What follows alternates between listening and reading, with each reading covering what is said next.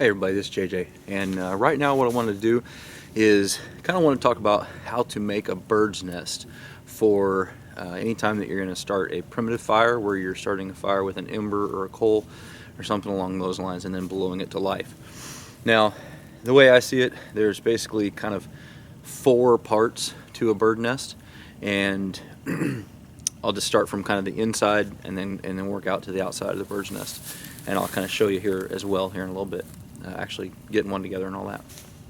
First part is the very center part.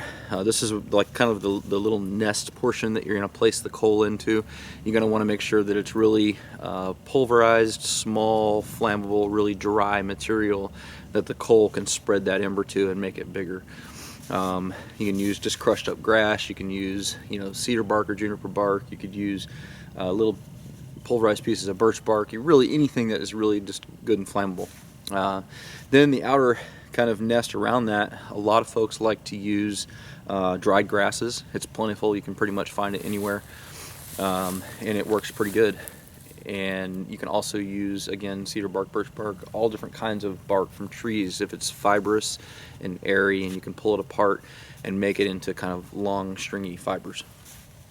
And then the next part of it that I like to do is I like to include some very small pencil lead sized kindling in on the outer portion of it, and that basically just helps to, once the flame is going, it starts to burn those as well, and it just kind of helps get your flame bigger and last a little bit longer so that your bird's nest doesn't just burn up so fast. And then the last part is I like to throw a few bigger pieces on there to keep it steady in my hand when I'm holding it, so that when I kind of bunch it all up together and I start to blow it and everything like that, I've got a few basically sticks, and they're still only about pencil size in diameter, but that way if I'm waving it around trying to get air to it, or I'm moving around or whatever, it's kind of holding that nest together and it keeps it from falling apart. So those are basically the 4 kind of components to a bird's nest. So right now let's go ahead and get started, and I'll gather up some materials and kind of show you what it looks like. Okay, so here's just some basic dried grasses. You just want to make sure you don't have anything green in there. When you take it, if whatever comes out, then that's the dead stuff, and that's fine to add. If it wants to stick with the plant, then just leave it there and don't worry about it. And you want to make sure that you get a good sized handful, kind of like this. That way it's actually going to burn for a reasonable amount of time so that you can get your kindling going. And try to get stuff that is not matted down into the ground so it's not wet. You want to try to get the stuff that's up off the ground a little bit more. So here's some of this stuff. Let's go get some cedar and juniper bark as well. Okay, so this is a really big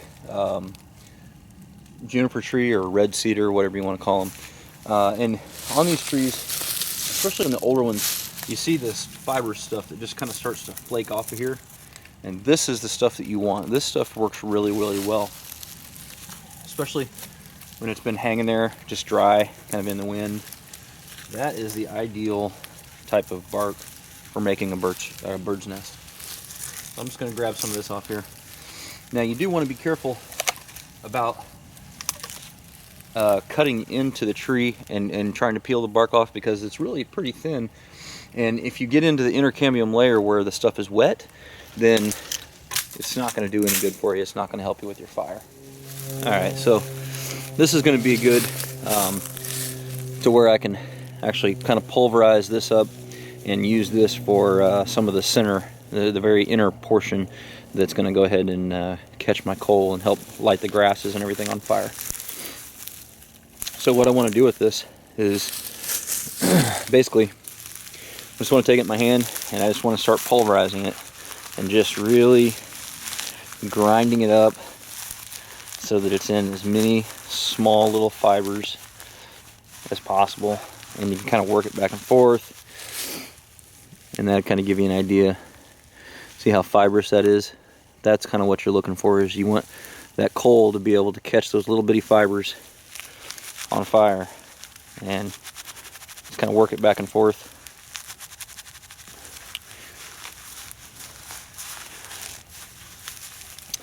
And roughly something about the size of you know, a baseball or, you know, a golf ball or something along those lines is going to be big enough for most fires. So then I would take this. These are the, get that green stuff out of there. We don't want any green in there. I would take the grasses that I have, and then I'm going to place this kind of in it and around it, so that I've got kind of a little bundle, kind of like that, where I've got the cedar bark kind of on the inside, and then I've got some grasses kind of surrounding it. Now I'm going to take some really small twigs and put along the outside, and then a couple of the bigger twigs too that are dry, and then that'll be it. That'll be my bird's nest. So let's go grab them twigs. Okay, so here are some of the kind of stuff that I'm talking about. Just some very small, very thin, pencil lead size things. You know, I want to grab maybe 8 or 10, 12 of those, something along those lines. Nothing with any real substance to it at all. So this is enough. Just, you know, just a little handful there or whatever. And see if I can get the bird's nest out. Basically, what I'm going to do with this is I'm just going to kind of place these along the back side and the bottom, so that whenever I turn this thing over and lay it down onto my platform and up next to my brace, then it's already got some kindling in it that it can start to, you know, flame up and to burn and everything. So now the last piece is I just want to find a couple of pieces of a little bit bigger sticks that are actually going to give this some additional rigidity. So and basically, you know, these are just like pencil sized sticks, and basically I'm just going to kind of put them over the top of the other ones and kind of along the sides, and so that way as I'm moving this thing around, I can kind of pinch that nest in, kind of hold it together with those sticks, and it just keeps it from falling apart or anything like that. So anyway, guys, that is how to build a bird's nest. So right now I'll go ahead and light one up for you. Oh, looks like we got it caught there. It really doesn't take much.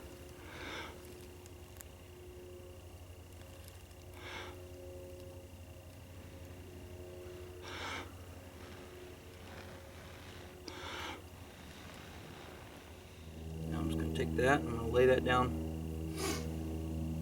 inside of the bird's nest I've got going. And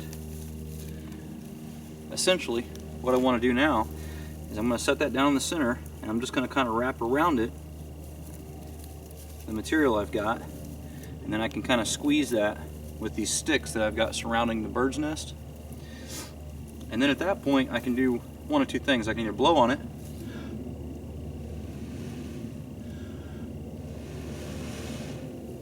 or I can just take it and give it some air like this.